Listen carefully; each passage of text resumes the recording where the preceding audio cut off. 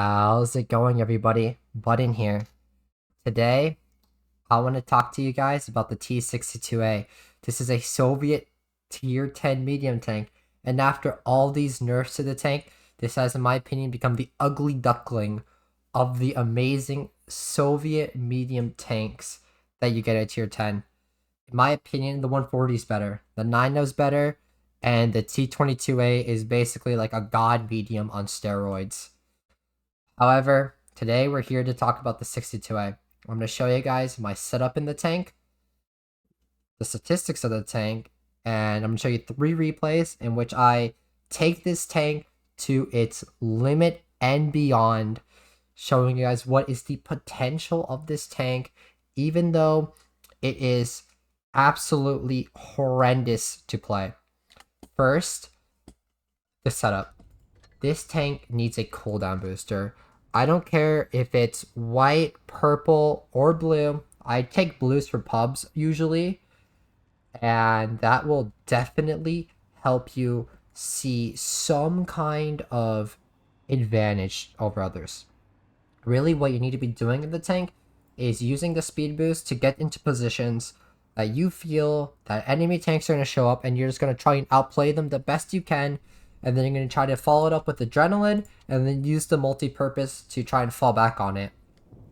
This tank has a weak ammo rack, so that is why I run a protective kit, and the extra combat rations and the fuel are basically standard. I was playing this tank in ratings, so if you're playing it there, feel free to run double food like I did, but if you're playing this in pubs or in tournaments, just take the protective kit. Ammunition, you have 60 rounds, a lot of options here. Personally, I like to just go whatever. I wouldn't take more than like 12 HE rounds on the tank, but feel free to take however many you think is necessary. There's a lot of rounds and there's not enough rate of fire, so you won't feel any problems about running out of ammo unless you're going crazy. Finally, my equipment. I think the only 2 things you really need to be worried about is the gun rammer versus calibrated shells argument, and the supercharger versus the lane drive. Wargaming basically took off 500 shell velocity from the 62A, which was honestly one of its best features in the prior update, and now this tank just has horrible gun handling in basically every way. It feels like the turret rotation values, so the dispersion values are horrendous. The aim time feels bad, 3 seconds, not very good at tier 10. I definitely want to see more. And the dispersion, it just doesn't feel like it does enough at tier 10 right now. I think 0.2A is a joke, and I really wish they'd fix that. And finally, take a delivery system. That is very important, and it was basically the crux of your setup. And if without this, I feel like your tank is significantly worse. You don't want to be running the single repair with like an 80-second cooldown on this tank. I don't trust this tank to handle that. Now next, I'm going to show you the statistics of the tank. 1900 hit points is very good. The armor, of course, is very good. And one little secret trick you can do, take the lollipop camo. It'll make the upper plate look better. And you cannot turn off legendary camos in the settings menu. So this tank will have a slight advantage if you are using that specific camo. The 10% to the fuel tanks is very good. What you'll see is that the fuel tanks definitely get hit a lot. So I just repair that really quickly and just rotate around and just like waste a little time. So that way I'm not really like putting myself at risk. The concealment values are okay, but the real problem with this tank comes with the gun. 3k DPM is not enough. The problem is that there's so many scary tanks running around with a lot more. For example, the E50M has 3300. Leo's got like 3700, I think, with rammer. And the E6 has about 3100 with calibrated shells. All in all, I'm just trying to say that there's a lot of problems, and this tank definitely can't fix it with a pure gunfight. You have to be so creative and intelligent with how you play this tank, because you need to find all these little opportunities and little outplays for this tank to just even work or even compete with everything else. The gun handling is not very good, as we discussed earlier. 3-second aim time, 0.28 dispersion. That's with refined and the lane drive. It's just very disappointing. 6 degrees of gun depression. Wargaming, this tank used to have 7 until they nerfed it in PBR, which was a total joke. I don't think Wargaming should have done that. The 55 forward is not good on paper. However, you do get amazing terrain resistance values. So that's one thing that will help the tank, is the fact that you're very consistent movement on all these different crossing surfaces, and that will definitely help you. And the hull and the turret traverse is very good. Lots of T100s roaming around at the moment. Lots of Vickers roaming around at the moment. This thing will be able to fight that very consistently. Also, the 20 reverse, very good. It's very standard that we see on tier 10 now. Now finally, let's go into the replays. This first one I want to show you is on Himmelsdorf. It's a very, very standard way of how I play Himmelsdorf. One game, I show you where the heavies are going to come on the left side of the team. Now I'm going to show you what you can do as a medium when your heavy tanks are going to play decap instead of A on the rails. I personally prefer if the heavy tanks go D, because I have the option early to cap B here. And that's definitely going to be a good way to open up this game and just put in a good amount of cap pressure. What I think happens in a lot of these Himmelsdorf games is that mediums will expect that their heavies will just come help them, or they'll just expect like a medium versus medium fight. But what ends up really happening is that you might play the medium side, and their mediums will play the medium side, and their heavies will play the medium side, and their tank destroyers will play the medium side. So you're just going to get overrun really quickly. The easiest way to solve this problem is to just be with your team. And one thing I will say, 340 heat round, it goes a little high, it pens, and it does me a wonderful job of just penning. Now we have 2 caps. They have 1 cap. It's very likely that they take our B cap. So I want to try getting their C cap. But really, I'm just hoping that this V4 dies. The V4 takes a shot. And I know this is where I turn up the aggression. I'm going to use the speed boost so I can save as much time as possible. Especially because the V4 used adrenaline. I'm going to cross. Definitely was a risky shot to take, but I just really wanted to see if I can outplay the E100. He outplays me, but now it's time for my revenge. One thing I keep discussing is that you need to be creative. So one way I'm going to be creative is using my gun to permatrack. Permatracking someone is the best way to do assistance damage in this game. It comes up so fast, and on a map like Himmelsdorf, you basically have no other option. They did take my B cap, so I don't really have like a cap that I can use to get points off of. I didn't cap D either, so I'm just going to have to see if I can do enough damage. So at this point, we're pushing in from our right. So I'm going to try and create crossfire on our left. I want to see if I can protect my team spawn. And now I see the 60 TP out in the open. Not really out in the open. He's got a little cover. But generally speaking, I would never do what he's doing. That spot is a very, very team-dependent position. And oftentimes, I'll have a lot of people tell me, buddy, these teams are very bad. What can I do? And my biggest answer to tell them is to stop relying on your teams. And one thing I'm going to do is rely on the fact that the 60 TP will not shoot me. And how do I know that he won't shoot me? It's because I have some amazing cover next to him, and I keep shooting his ammo rack. So he doesn't have an ammo rack. He's got a long reload. And even though I have less than 3k DPM, I can basically farm him. I noticed this VZ55 trying to put a shell into me. My speed boost came back up again, and I'm just going to push in for the kill. This game is basically over, and I'm just going to sit here and use my time to basically clean these people up, put in some great last minute shells into this cron and this grill, and do a fantastic job. I'm thankful for my team here. They did good, and we're just going to clean this up.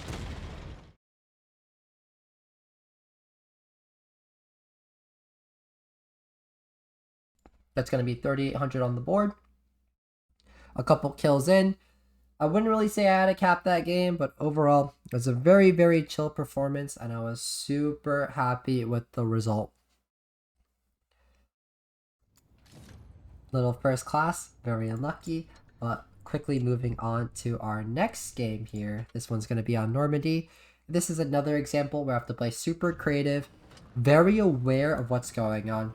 Now, I'm going to start introducing to my favorite concept in Blitz.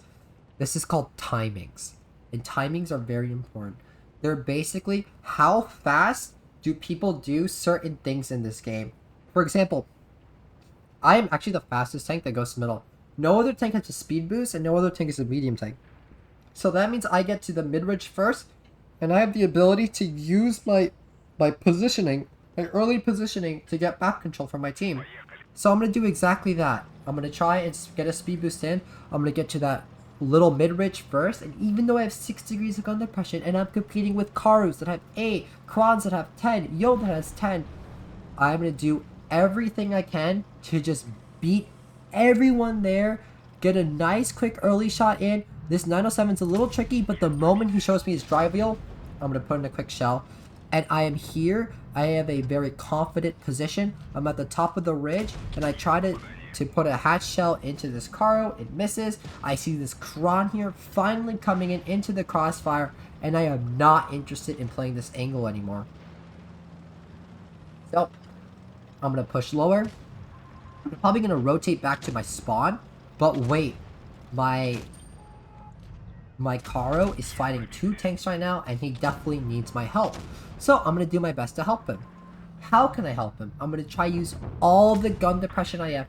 I'm going to try to go hold down with 6 degrees of gun depression. I'm going to try to fight them off for my team, and I'm going to see what I can do. Unfortunately, this Caro just put a side shell into me. I'm not really that hold down. I have to peek out with my side thanks to my mid-mounted turret, but now that my Caro is dead, I basically have to eat this pushdown. So I put in a tracking shell into this VZ, and I'm going to use my speed boost to cover off from the other one.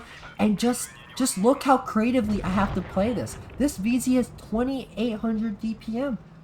I have 2998. It's just not enough. And this Caro tracks me out in the open. I'm not too much of a fan of being a river Caro, but hey, his team's winning right now, so they have a lot of leeway to do whatever they want. But going back to what I said, this VZ55 has almost the same amount of DPM as me. He gets an autoloader. It gets 920 clip damage. I have a 330 alpha gun on a tank with speed boost. Like speed boost really isn't even that good to have. So definitely, in my opinion, I feel like knocking off all of its hard stats like DPM, shell velocity for speed boost is just a waste of time. Now, we turned a 3v6 into a 3v3. I was very surprised. I actually shot the Kron turret there. I was actually aiming for the lower plate, but hey, I'll take it. Now, I'm doing all that I can to protect this E4 out. I'm definitely not a fan of this situation because it looks like our E4 is going to die. It looks like the Kron is going to get a kill here, and I don't really know what's going on, but this STB comes in, gets the kill, and the E4 kills the Yag, and I want to show you that's a good weak spot on the Kron. You just shoot that little engine barrel, I'm sorry, the gun barrel there. Engine barrel. And that's an easy pen if you're in a lot of tanks. You always remember to shoot gold there. That's not pennable with standard. And it's a 2v1 that's easy to clean up. And just going to pick up the Caro here. That's a very good game. Another 3.5k game. Another 3 kills on the board. Pretty sure this was also a class 1. But this just shows how creatively you need to be approaching situations in the 62A. Otherwise, you're going to really struggle in this tank. I was playing this tank, in my opinion, to its absolute limit in over half of the battles I played. And I was playing this in ratings with harder opponents and generally more frustrating situations. And finally, this is my last game I want to show you. This is on Lagoon, one of my favorite maps right now in the game. Lagoon has a lot of opportunities for on the med side and the heavy side, which I plan to take full use of and just generally do a good job. My favorite position to use on this map right now is the middle bush.